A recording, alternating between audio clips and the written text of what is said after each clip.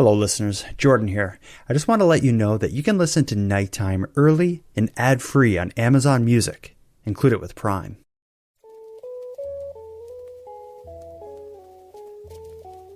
You are listening to Keep Canada Weird, a weekly weird news roundup by the Nighttime Podcast. Handsome Aaron Airport. We're back. We're together. Fist bump through the internet. Yep. Boom. Let's keep Canada weird, my friend. But before we do, let's start with you. What's your special drink? What do you have in front of you to ring in the occasion of another week together? You want me to start with the special drinks this week? Yeah, I'm trying to maybe roll out the red carpet a little bit for you. I realize I always go first and I shouldn't. No. Well, I don't mind. I do have a special drink. It's a variation of a drink I've had before on this show, but it's been a long time. But I do have a zero sugar vitamin water, and it's orange flavor. Boring. Excuse me? Boy, you heard me. You heard me damn well. What do you mean? There's too much pressure on me for this now. I need sugar-free, caffeine-free drinks, and there's only so many choices out there, and All right. you're putting a lot of unnecessary pressure on me. I should be focusing on my opinions on news stories, not about my drinks. I'm going to try this and I'm going to like it. Just as I want it. Okay, perfect. What do you got? It's probably dumb. What I'm holding in. Oh my God. No wonder you sent me first. This is disgusting. You're an idiot. Well, in my hand, I'm holding a Tim Hortons tea with one milk and one sweetener. And I'm not going back to the beast. The reason I have this in my hand is because since they were willing to bring back a physical roll up the rim cup, I thought if they are making a concession, I will make a concession. And this is actually the second one I had in the last 4 hours. Yeah, you drink Tim Hortons every day. The other day I was walking out of Tim Hortons and a random car stopped and the girl in the car shouted, she said, "I gotta get a picture of Bus Stop Bonaparte with a Tim Hortons cup and send it to Aaron." Oh man. But yeah, I am the world's biggest hypocrite. I have a Tim Hortons tea in my hand. It's not my favorite tea, but I thought it'd be great to, as we talk tonight, it'll be nice to sip on a tea, but maybe I can end the show by rolling up the rim and revealing hopefully a prize. I will say I had a tea earlier today just to see if they had the roll-up rims available. They did. I rolled it up and I won a donut. So I am 1 for 1 right now in this season of Roll Up the Rim. Yeah, well, you're very competitive in it. You know, you're there every day, trying your best. And I think I really would have wished you'd given me a heads up about this, that you were going to actually bring enemy product across our borders and it's here, and this is Robin's land, and I don't like this. I didn't consent to this. And I would like to state for the record that we are looking for a new co-host for Keep Canada Weird. You can send your applications to nighttimepodcast.com/contact, as to which nobody will answer them because Jordan is fired. All right. Well, I hope it doesn't distract you seeing me hold the enemy's cup. I feel like I'm wearing this is the Keep Canada Weird equivalent of having the red American cap.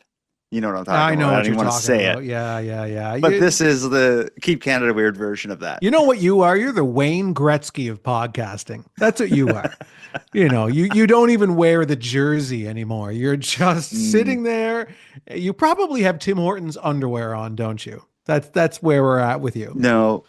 When I planned the special drink, I just wanted it to be a moment at the beginning and a moment at the end when I rolled the rim. I don't want to derail the show or distract you. Okay. So let's just get right into it. We're going to be keeping Canada weird with a collection of offbeat and unusual news stories from the past week. But before we get into that, we're going to bookend the episodes with some revelations we made in last week's episode that I think has made a lot of listeners change how they feel about both of us.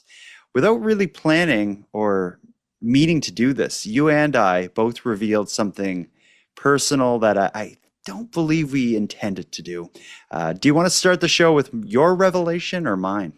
You know what? I'm still thrown off. You choose. I can't even focus right now. My anger has me blind. I'm going to start with yours.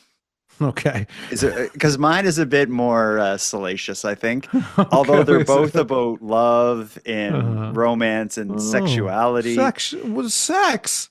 Let's start with Sex. yours. Oh my God. Yeah, I said it. Here comes yours. Okay. Oh my goodness. I am listening to the most recent episode of Keep Canada Weird, and I had to pause it and come here to leave a voicemail because, oh my god. Aaron confessing his love to Jordan. I'm sorry. I have been waiting for this moment for literal years. I truly, truly, truly believe, like, in my heart, that you guys are in love. And I don't know why that is, but thank you for confirming that for me, Aaron. That was sent as an anonymous voicemail. Hmm. I think they're shipping us, is what you would call that. They're what? They're doing what to us? Shipping? What's that Shipping, mean? when you follow like a TV show, let's say, if you're like a fan of the show and you're like, oh, I really want like, Yeah, Ross and Fox Rachel. Mulder and Ross and Rachel. Mulder and Scully Just say from Ross and X-Files. Rachel, please. Sure. But you want them together and you like talk about it. I think that's like shipping. Okay. Like I've never heard wanting that a term before. relationship. That's interesting. Yeah. Okay. Okay. I get you. But they're shipping us, the anonymous caller. But I will say we are in love like brothers. Yeah. Yeah. Yeah. Like friends and brothers and family. And we've been in love since we first met. And You know what? It kind of was love at first sight. Like we met and hit it off right away and started a band like within like a month of meeting. yeah. Yeah. Maybe even shorter than that. But yeah, we instantly clicked and connected and have been thick as thieves ever since. But yeah, so it is love. We are in love. It's not sex love. It's BROLOVE. It's a bromance. Yeah, yeah. It's a man-mance. Hmm. It did come across like it was a little heavy in the delivery, so I think I got the wrong idea as well, and I was Oh, you did. Oh, yeah, I was a little scared coming into this tonight, okay. and maybe that's why I brought the tea, like just to So if I was saying that in that way, were you going to tell me that you don't see me in that way? You just see me as a friend? yeah, I would have told you on air. Okay. Well, I only see you as a friend too. I didn't mean to give you the wrong impression. And it's not just me that got the wrong impression. But Okay. don't worry, Aaron. I also revealed maybe too much last week, and we'll hear about that at the end of the episodes. What we should do right now is get into the weird Canadian stories. We're going to have a duo of dystopian stories to start off the show, and then we're going to have a duo of stories related to commerce or business in Canada. Just so we can focus at the task at hand, let's take our first break of the night right now, get it over with, and then we can really get into the dystopian stories in our first duo. Yeah, I'm ready.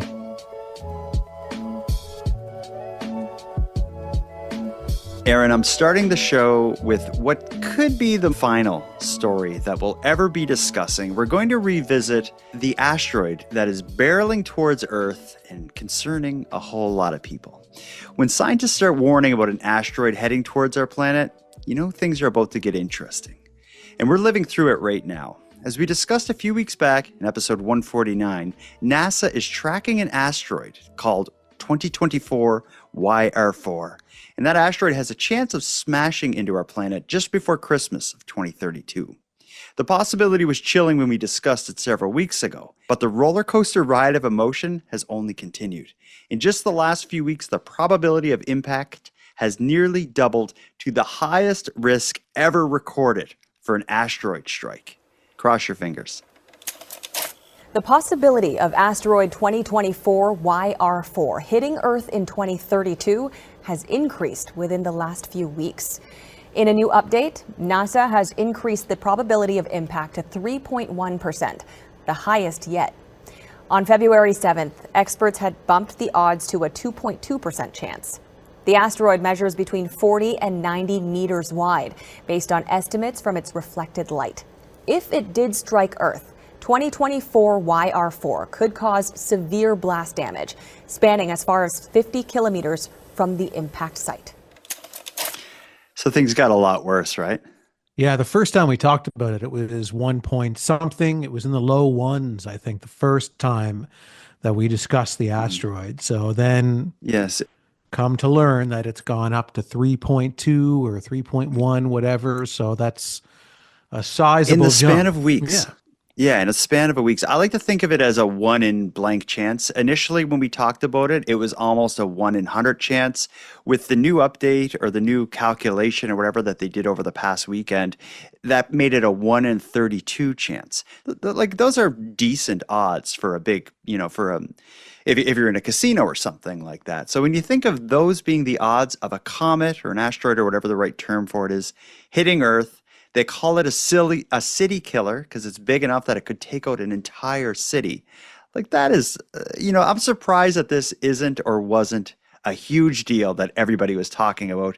But that said, this wasn't planning to hit till 2032, and we have a whole bunch of other problems that are going to be playing out over the next 7 years that is probably capturing people's attention, more pressing concerns. And maybe that's why it wasn't a big deal. I don't know. I think I disagree. I think lots of people were talking about this. I saw it on the news constantly and saw it Yeah. on my socials quite, on a regular basis. And even in general conversation out in the wild, people were talking about it and they're like, well, the asteroid's coming anyway, so what does it matter? Or we're all Really? Okay. dead anyway, so let so and so do whatever they want. It's that kind of a thing. Okay. Yeah. Yeah, I didn't hear a lot of it. I didn't see like of course there were articles that I, come across on occasion, but I'm surprised it wasn't a bigger discussion. But it was so far away, although it's only 7 years, maybe that was a part of it. And just like I said, in the last week, if you look at what's happened in Canada in the last week, we had the plane crash at the Toronto airport, which probably 30% of the news articles over the last week have been related to the plane crash at Pearson Airport.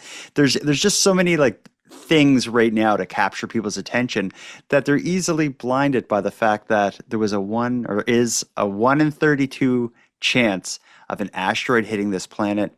But here's where it gets interesting. This is a roller coaster ride, and it has been a roller coaster ride. NASA just yesterday issued a press release giving a new calculation for this asteroid, and I think you're going to feel good after hearing this. I'm just going to read you an excerpt from it. NASA has officially ruled out asteroid 2024 YR4 as a threat to Earth. When first discovered, there was a small chance it could hit 2032, but after more observation, scientists have confirmed the probability of impact is effectively 0%. There is, however, still a 1.7% chance it could hit the moon. However, Earth, 0%. So I don't know I don't know enough about how they track these or measure where they're going to hit and look at their trajectory or whatnot. But it seems like I don't know, someone just maybe double checked their math and like, oh yeah, not going to hit us. Yeah, I guess. Well, I mean, the more they probably were looking into it, where it was concerning at first, but so then they probably, rerunning the calculations over and over and over again, putting way more time, effort into it. I don't know, but either way, it sucks that the moon might get smacked in the face over this situation. Yeah, I don't know if it would damage the moon. Like the moon is full of craters anyway. It would just be another crater on it. And it's only, well, I shouldn't say it's only because it was only a 1-ish% chance of it hitting Earth to begin with, and then it went up. But I think it's a good thing that we don't have to worry about it hitting Earth. The odds, I looked at the actual number and it was like 0.03 or something like that. So I think we've avoided it this time. This is only one that they can see right now. I mean, it's conceivable that there are ones that they don't see that could hit us tomorrow. That's a good point. So if the comet's chance or the asteroid's chance of hitting Earth and that whole situation was dystopian, however, I guess in the end, after the calculation has worked out, but I promised you a duo of dystopian stories. I got another one for you here. I don't know what this says about our world, but let me tell you. I don't like to even evoke this name, but the Trudeau name has long been associated with politics and divisive social discourse in Canada. But Justin Trudeau's 17-year-old son, Xavier, is hoping to change that, and he's going to try to do it with music. He goes by a rap name, Zav, and he just dropped his first single. Well, Justin Trudeau's eldest son has officially dropped his first single. I could see those eyes through the smoke. Hold it all in till you blow. After first teasing it last month, 17-year-old Xavier has released Till the Night's Done under the name Zav. A full music video is coming later today. The song is described as moody R&B, and his producers say Zav has more music on the way. Oh, 17 years old. He's getting quite a boost due to his father, but I think it's a double-edged sword. Like, yeah, the 17-year-old Zav is getting his new single that he dropped mentioned on the news, but can you imagine the feedback this guy's going to get? How hard people are going to give it to him. I think he bit off more than he can chew. If he thinks his father has it rough in the media and with the general public, just wait until people listen to this song and just tear into this young boy online. There is nothing he could have done that would have made people like him, though, I think. And like, as far as the song, I listened to it. I watched the music video. The music video was well shot and well produced. It was, it wasn't cheap to make. I'm sure of that. Same goes for the song. It sounds to me like, it's not my style of music, but it sounds to me like something like Drake would make. It's that kind of music, I guess, like lots of effects on the voice, a slow beat. It sounds like every second song I've heard for the past 10 years. Yeah, but there's a reason why so many songs sound like that. It's successful. It's a style of music that's popular. It's certainly not music geared towards the Keep Canada Weird staffers, but it's good enough. When I listen to it, it doesn't sound like something that he made on his laptop. It sounds like he was in a studio with professionals who put that together. Yeah, it was put together by professionals, we can assume. I don't know. It's just, it sounds so much like every other artist out there. It's like, why? Okay. Like, why? Yeah. But he's only 17. I know, but he's got all of the resources he would need to make something cool. Yeah, but he's still, though, he's like such a kid. He's 17. Like, I don't think. Yeah, I don't support him. I'm sorry. No, I know he's a young kid trying to do music, but I gotta say, it sucks. I support him because I like the lyrics. Can I read you some of them? Yeah, you can read them. Okay. And keep in mind, this is coming from a 17-year-old. I don't know if I should even be reading this because it is provocative. Ooh. Lyrics from Justin Trudeau's son say things like, "You could lay back and let me take the wheel. I'm the only one who knows how to make you feel. You got some I can grip on. I know you don't miss no meals." Oh, what's that mean? I know you don't miss no meals. This is horrible. I don't even know what I want to hear anymore. He says, "You got something I can grip on. I know you don't miss no meals." So he's referring to the size of this individual that he's the woman. Yeah, she's got something he can grip on. He also says, "Forget your man back home tonight." But if he's 17, like by back home he means like forget your man who's probably also like lives with his parents. And in his case, at my dad's castle or whatever, it's ripe for picking on him, and that's what he's going to get. And he deserves it. Sorry, he deserves everything he's got coming at him. Yeah. So you think it's trash? It is garbage. Come on, he's 17. He's 17. The only reason that this is being made is because of he's got money and he's got a famous father and a famous family and all of these things. Yeah. Nobody will come across this in normal, civilized society and say, "Oh, sign him. Unreal. Yeah. Great. Let's put him out there." I'm just wondering, like, why he wouldn't try to distance himself from his dad. Like, yeah, release it under a fake name and see if you can get traction. See if there's merit in what you're creating. I think that's what I would have done. That's what Stephen King's son did. When Stephen King's son is also like a horror writer. And he released several books under like a fake name or whatever, just to avoid, the claims of nepotism and all that stuff. And of course. It's a great idea to do that and see if you can make it on your own. But I mean, he already has the advantage of financial wealth, so he's able to afford studio time and afford, musicians and whatever he That needs to pull this off. in that music video, yeah, I'm sure the music video alone cost, uh, I'm guessing $10,000-15,000. Yeah, yeah. It just would have been cool if he did the same thing, like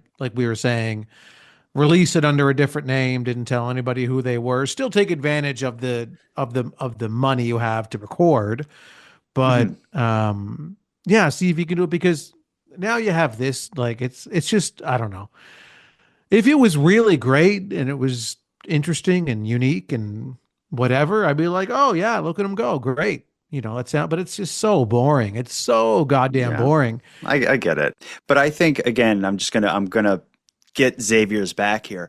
If a 17-year-old is going to wear his influences on his sleeve with his style of music, and so if he can put something out there that reminds you so much of, like, it sounds just like what Drake does and just like what those types of people do, I think that's a win for him, because he's probably at a point where he's just taking his first steps as a musician, and maybe his next couple songs, his next album, he's going to take it in a different direction, and and he'll then do interesting things. I think there's very few performers or musicians or whatever who come out of the gate when they're 17 with like something awesome. Yeah, but But this is a different situation, though. This individual is the son of the prime minister mhm, and has all of this money and is able to do this, come out with using his family's name, to put him ahead of all of the other 17-year-old musicians there that are slugging mhm. it in the dance halls and in the coffee shops and wherever they can play, just trying to be seen, just trying to be heard. And you are sitting here in front of me and in front of our listening audience supporting this young man. No, I disagree. While drinking a Tim Hortons coffee and literally driving me to want to bang my head against the corner of my own desk over and over and over again until I forget about Trudeau's and Asteroids and Tim Hortons and every other wretched thing that is going on in this goddamn time of ours. For anyone who wants to hear it, I'm not going to play it in this episode, but if you search "Till the Night's Done," you'll find it. And it's what I Hmm. find very distracting is he looks a lot like Justin Trudeau too, so that kind of makes it worse.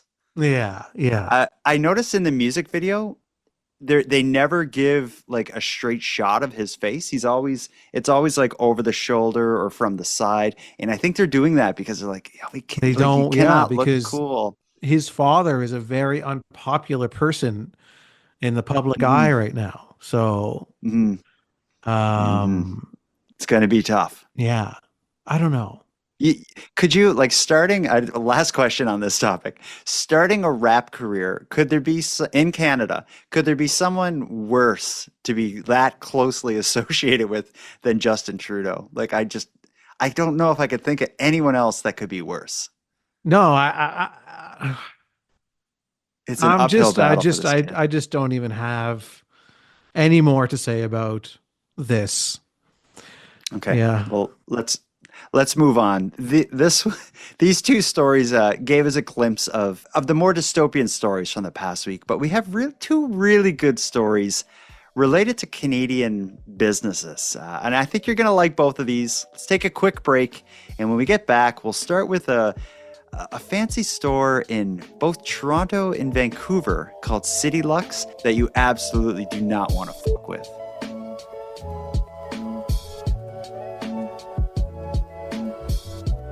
Aaron, on the show, we've covered a lot of dumb Canadian crimes, dumb Canadian criminals, and often a part of the dumbness is them doing something that brings attention to themselves and ultimately leads to them getting arrested for their stupid crime. One of the stories we have tonight kind of looks at that from the other angle. Frustrated by repeated thefts and what she sees as a failing justice system, a BC small business owner named Sunan Spriggs has stopped recording crimes to the police. She chooses instead to use social media for her own type of justice. And to be honest, it seems like it's working. Here's the story of why you don't want to frick with CITYLUX. Stealing from CITYLUX is crazy, knowing what we do to you guys. For Sunan Spriggs, theft is personal. It's like somebody coming in and literally reaching into my pocket and stealing from me. That's what it feels like. Even our camera bag was almost stolen before the interview. Watch as two men walk by. One spots it sitting on the step and turns back, but our photographer beats him to it. Yep, that's right. Why are we giving the criminals more rights than the actual law-abiding, tax-paying citizens? Spriggs says she no longer reports crime. You will see here the woman grabbing the jacket. The tipping point a year ago. Two suspects in a $2,000 jacket theft caught on camera in her Toronto store. A customer identified the pair. Spriggs handed the footage to police, but says she was told she was not a priority because the theft was under $5,000. At that point, I said, "Why? There's no point. I have to take this into my own hands." I'm going to make you famous, but I'm going to be nice. Spriggs now seeking justice online. So here they are walking in. CITYLUX's Instagram videos. Here she comes over. She spots what she wants. Getting thousands of views. And look at her. Not her looking directly at the camera. Like, wow.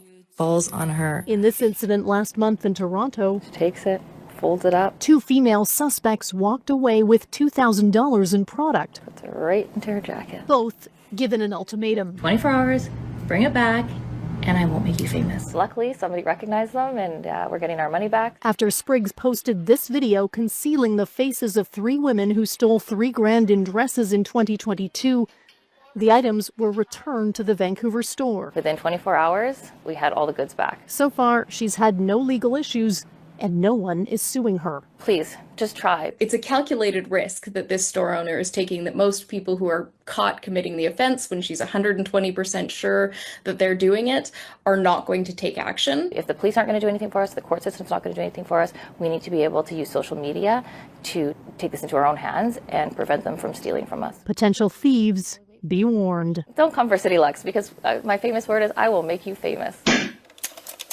I was going to start by asking if you support this sort of thing, but I think I know that you do.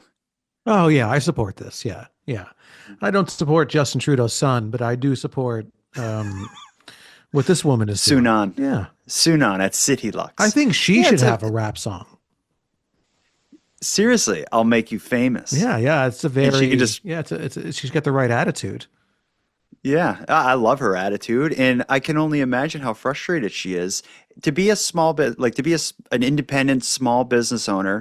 Someone stealing there, just like she says, is them taking cash literally out of her pocket. It causes her to need to raise the prices of everything else to offset that loss, which makes it harder to sell everything else. You will rely on the police to enforce the laws and to protect your business, and when they don't, you know, you're not a priority because this is under $4,000. Everything in that store she sells is under $4,000, I'm sure. That would be so deflating. And it would almost lead you to be like, well, why am I even bothering doing this? Like I can, you know, her back is against the wall. And this is a free, easy way for her to do it and protect her business and probably get a little bit of publicity on the way. Yeah, it gives her something to do. Yeah, and it's great promotion for the store. And yeah, like you say, some shop owners can feel helpless. The police won't really do much about this. There's not really much they can do. We've seen situations like that on this show before many times. Many even times. With video footage, security camera footage of people, of the perpetrators, they still go completely uncaught. And yeah, so she can do this. We did talk about it before, about the Big Ben store that would have the big photo book of all the people, pictures of people in it who had stolen from them. I'll give the quick version of that for people new to the show. In my hometown where Aaron lives in Cape Breton, there's a store called Big Ben's. It's like a convenience store near downtown. And near the door to the store, it's just like a binder full of pages with printouts of the printouts of people who have stolen from the store, and there's like a spot where you can write their name. Yeah.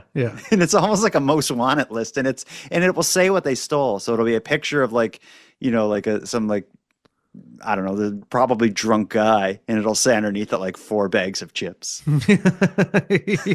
One freezy. Yeah, but anyway, it's kind of a unique form of vigilanteism. This article we just listened to suggested that there is some risk of her being sued.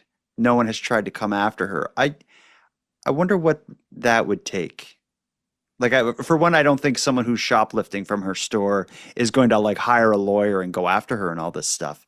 But could they? Oh, I get the only situation I could see is if she falsely accused somebody and put their, the video of them up in her store saying this person stole a bracelet when they didn't. Maybe it was somebody next to them or whatever. Maybe it just came across that way. And then it's you're kind of slandering somebody's name publicly. Mm-hmm. But then there's also like we don't need to get deep into this, but there's also privacy stuff. Like if you're in a public space, like if they're out on the street and you take a picture and publish it, that's one thing. But if they're in a business, I don't know if that's different to publish it online. I don't know. But either way, I don't think she has much risk. She's posting this stuff when she knows they did it. She's posting videos of them literally like stuffing the shirt up their jacket or whatever. So I think as long as she's royally careful, she's doubly careful, then she's going to be good. And again, the people who are stealing shirts and hats from her store aren't going to go after her. No, probably not. So I think she's safe. I think she should keep doing what she's doing. We here at Keep Canada Weird fully support her. And she should also, anybody who's caught drinking a Tim Hortons coffee in her store should also be publicly shamed on her social media as well. As I take a drink. Eye roll. All right, let's get into the next one here. And this second and final Canadian business retail type story, it kind of ties into the last one because a lot of the crime that was happening at CITYLUX that's being published online in these vigilante videos probably occur in the evenings. There's a very unusual law in Quebec. I guess it's a bill. I had never heard of this until recently, and the reason we're hearing about it is because there's some talk about changing the bill. So Quebec currently has an unusual rule that limits the amount of employees that grocery stores and pharmacies and convenience stores can have working during the evenings. But like I said, it's about to change, but not everyone's happy about it. Here's the story of Quebec's limit on how many staff you can have working at night in certain businesses. Here it comes. Sin Lee is the owner of this dépanneur in Montreal's Rosemont-la-Petite-Patrie borough. His store has been a staple in the neighborhood for more than 12 years. But he's concerned about the future of his debt. Cette loi, pour moi, je suis pas complètement d'accord. That's because of amendments to Bill 85. Currently, grocery stores can have a maximum of 4 employees working after 9 p.m. on weekdays and after 8 p.m. on weekends. But the proposed changes could remove those limits, and that has Lee concerned. He's worried that more people would head to grocery stores if there are more employees working later hours than go to his dépanneur. He says it's already tough to run a small business in this economy. The Retail Council of Quebec, however, welcomes the proposed changes, saying it gives businesses operational freedom. Quebec's Ministry of Economy is hoping to adopt the changes as early as June, but Lee is hoping it doesn't go through. La société ou quelqu'un capable pour arrêter la loi. He believes it will add more challenges to small businesses that are already struggling to keep up. I think like hearing that, the big shock for me is the fact that this bill even exists. It's almost like in Nova Scotia and in a lot of places in Canada, we used to have no shopping on Sundays. Like when we were kids, most businesses were closed on Sundays, and then they did away with that. This almost seems like it's sort of a version of that. It's almost like a bill put there to make it so that on weekends and evenings you're less likely to have to work, although it only affects some businesses. It seems like it applies to dépanneurs, which is convenience stores, like the man they're speaking to in that news clip. He's a convenience store owner. It applies to grocery stores, and it applies to pharmacies. Why would they have a limit of, and it's 4 people, why would they have a limit of maximum 4 employees working? Why would the government care how many employees you have working at night? You think there'd be a minimum? Yeah, minimum is the only thing that I could ever see. Like for safety purposes, if you have a business that's open past 10 p.m., say, or whatever, to have at least four people on. Yeah, actually, we talked about Big Ben's convenience store that had the most wanted book. That convenience store is infamous for a horrific crime that happened during a back shift where the lone employee working at the convenience store was murdered during a snowstorm, and Mhm. that led to a big discussion about should you have one person working alone in these kinds of businesses. In Quebec, they take the opposite approach. You will not have more than four of them working. So the convenience store owner that is discussing it in that news clip, he doesn't want the grocery store to be able to have more people working because that will encourage more people to go to the go to the grocery store and buy, chips and pop and milk than to go to his convenience store, I guess would be his Yeah, concern. his concerns I find a little strange. He's worried about a better, like a more convenient option being available to people than the convenience store. Well, it doesn't affect, like, he's not going to hire more than one person to be working at his convenience store, so it doesn't benefit him. But imagine if you run this convenience store in Quebec and down the street there's like a large grocery store that has to close because they can't have more than four people after 9 p.m. So that leaves his business okay to continue operating and getting those clients late at night. So, like, because I know near me, there's a grocery store near me that I think is open till midnight, and there's probably, 15 employees or something in there. In Quebec, you wouldn't be able to do that. And again, I have no idea why. I tried to search the history of this bill to see what justified it to begin with, and I couldn't really find why this was even put into place. I think we need someone who knows why to reach out to us as soon as possible and shed some light on this bizarre situation because Yeah. what else can we really say about it other than why? And someone please tell us. Yeah, but I think it's going to be an easy bill to amend. They're as we heard in that clip, they're looking to amend it to allow to remove the limit because again, right now it's weekends after 8 p.m. or weekdays after 9 p.m. You cannot have more than four employees at one time. That is bizarre to me that it has stayed this long. That no one has fought that. Yeah. But it is what it is. It's a weird one, and I'd like to hear more if anyone knows. Most of all, like the only thing I think I really care with this whole story, like it's bizarre because it makes no sense, and if someone can explain what justified it being put in place in the first place, I think that's the only part of this I'd be interested in. Mm-hmm. Agreed. You know what we've lacked throughout this entire episode? Dignity. Voicemails. Okay. And we're going to catch up. Let's start with, I told you we could bookend the episodes with our revelations from last week. We did yours already. It's that you were in love with me, but it was actually a misunderstanding. Here's my revelation. A listener named Stacy agrees with something that I disclosed last week that I didn't intend to. I don't know if I even did disclose it. I think it may be a figment of your bizarre imagination. Here it comes.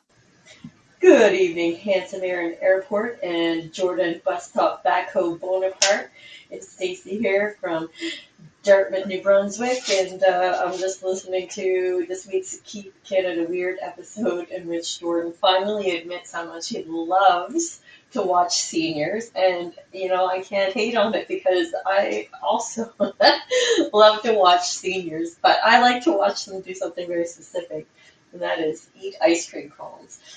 I had a candy store in Dartmouth at one point, and I had an ice cream parlor in there, and it was my favorite thing when the seniors would come in after choir practice or whatever and sit around and eat their ice cream cones. There's nothing more adorable, I assure you.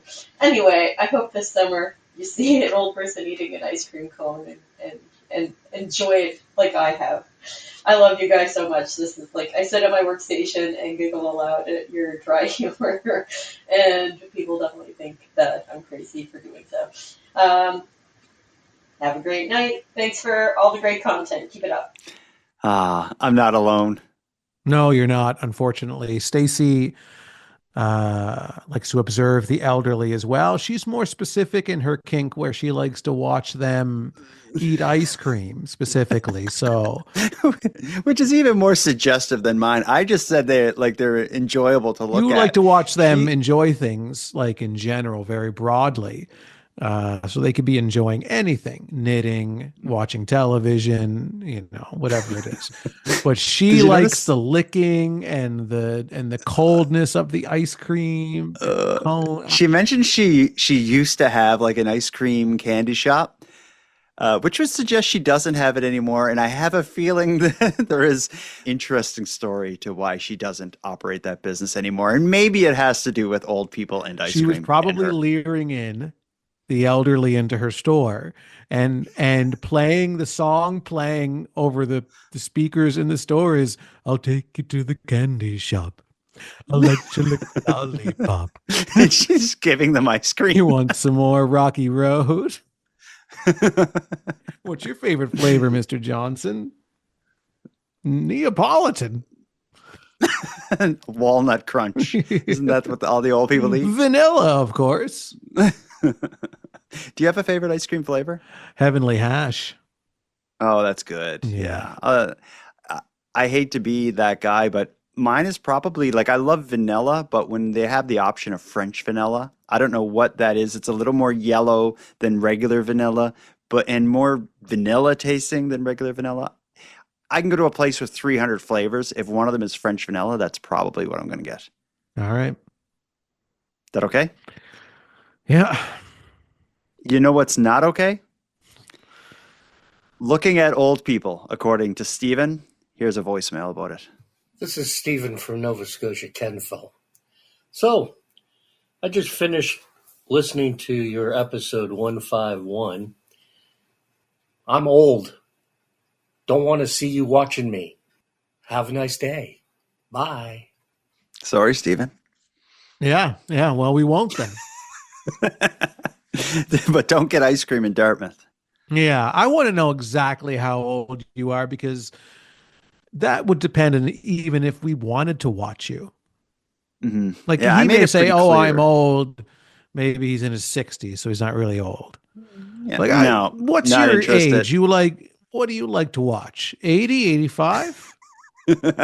I made it clear last week. I like it when someone ages to the point of infancy, like they're almost like a toddler again. Yeah, you like them in their 90s. That's what you like. Yeah, my grandmother's 91 now, yeah, that's what you like. And I find her at the old folks' home, her and her little friends that get wheeled into the rec room, which is basically just like the same TV playing that was in their personal room. I find them adorable there. They're just there. They don't know where they are, talking nonsense. Yeah. Eating ice cream, getting crazy.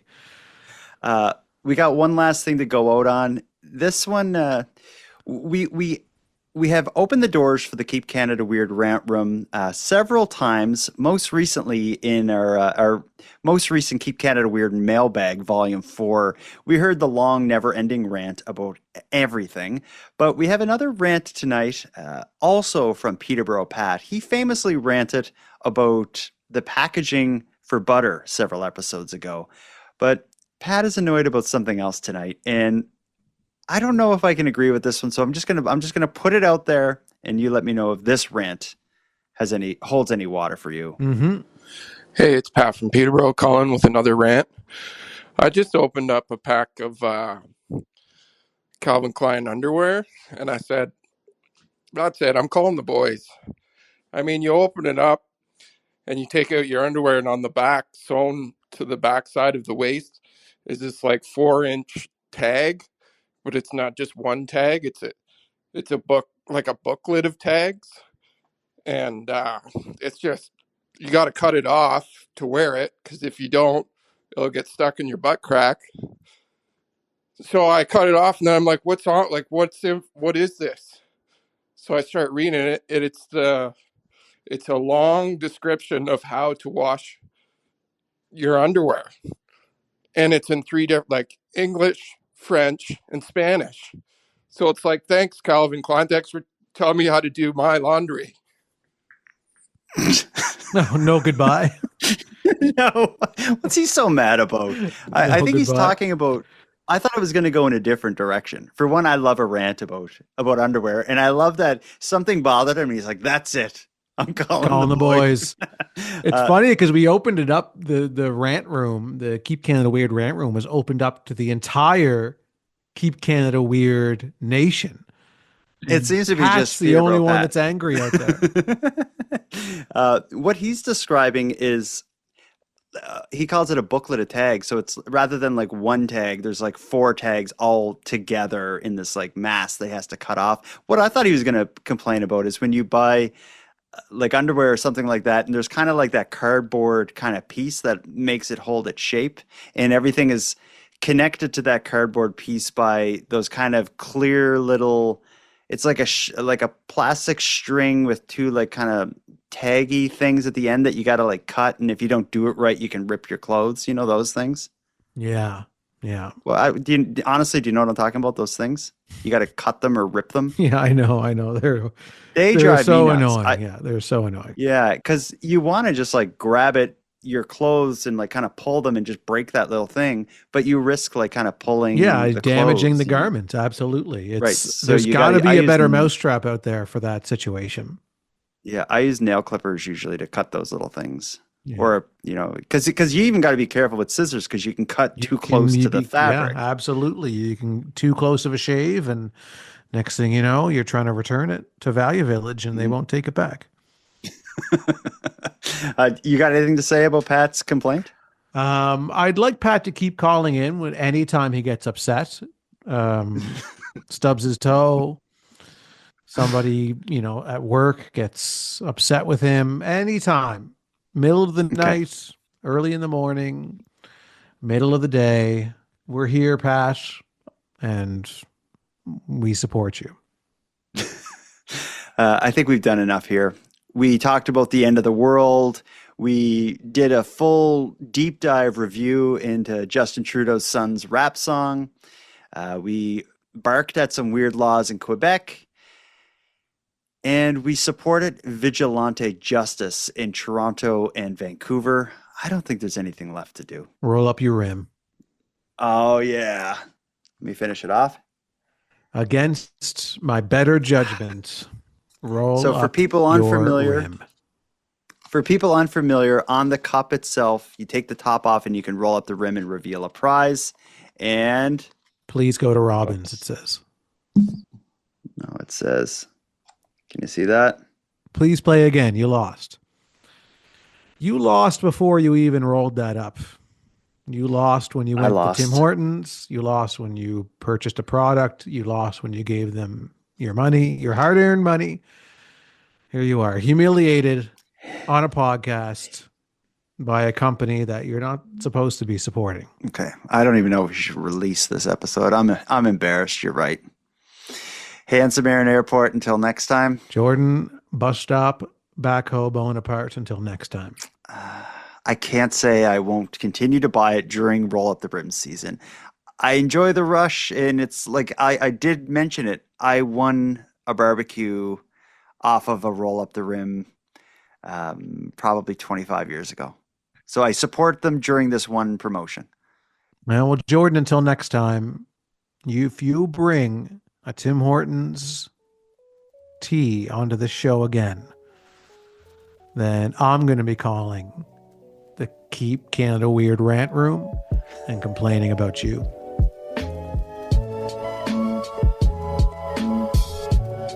I want to thank you for helping Aaron and I fulfill our mission to keep Canada weird.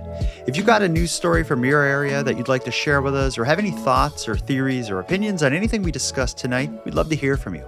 You can contact us by using the voice recorder that can be found at nighttimepodcast.com/contact. And on that topic, I want to give a big thank you to this episode's correspondents. If your voice message was aired tonight, you can email me your address. My email is nighttimepodcast@gmail.com, and I'll get a Keep Canada Weird badge and swag pack sent out to you. I just ask that you wear the badge proudly and responsibly. Next, a big thanks goes out to Aaron for another great night, Nicole for the intro and outro voiceovers, and Monty Data for the outro version of O Canada. And then, of course, a sincere and massive thank you goes out to each and every one of you listening. Your support makes this show possible. And if you'd like to support the show even more, please consider a subscription to the premium feed, which can be found at nighttimepodcast.com/subscribe. The premium feed costs just a couple dollars a month, but that money will fund the creation of new episodes of the show, and it'll give you those episodes 2 days early, ad-free, and access to a back catalog of episodes. And even if you don't want to go premium, you can still support the show by sharing this episode on social media. That helps a lot too, and it's free. Your support is very much appreciated. So with all that said, until next time, take care of each other, hug your loved ones tight, and together, let's keep Canada weird. Keep Canada Weird is written, hosted, and produced by the Nighttime Podcast.